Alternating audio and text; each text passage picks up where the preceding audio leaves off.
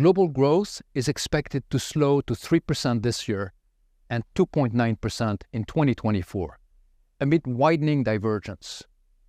Stronger growth is expected in the US and large emerging markets, while we have downward revisions for China and the euro area.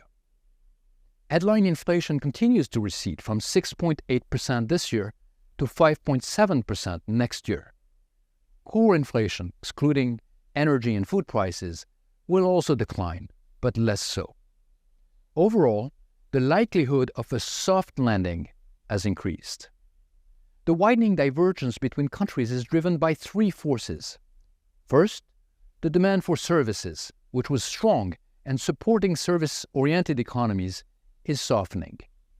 Second, countries' exposure to the energy shock varies. More exposed economies, like the euro area, had a sharper slowdown and experienced stronger inflation. Third, countries are now at different points in their tightening cycle. While many advanced economies' central banks are not quite at the peak, others, like Brazil or Chile, already started to ease.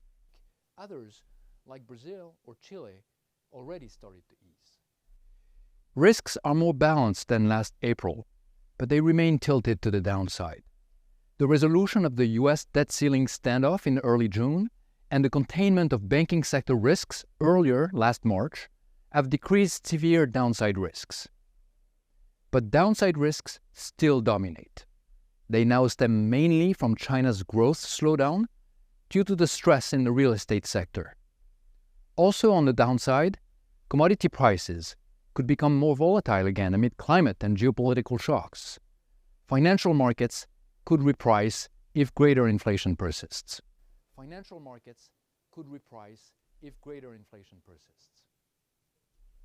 First and foremost, central banks must remain focused on price stability. As countries face increasingly different inflation outlooks, monetary policy must also be calibrated to the country-specific speeds of recovery and disinflation. Second, in most countries, fiscal policy needs to rebuild buffers, including by phasing out untargeted subsidies while protecting the vulnerable. This will also help in the fight against inflation. Third, countries need to focus their efforts on reforms that reduce structural impediments to growth, such as increasing labor supply. This will help countries grow faster, facilitate debt reduction, and help reduce inflation pressures. Finally, multilateral efforts are required to solve global challenges in front of us, including climate risks, food and energy security, trade tensions, and geoeconomic fragmentation. For this, we need a robust global financial safety net with a well-resourced IMF.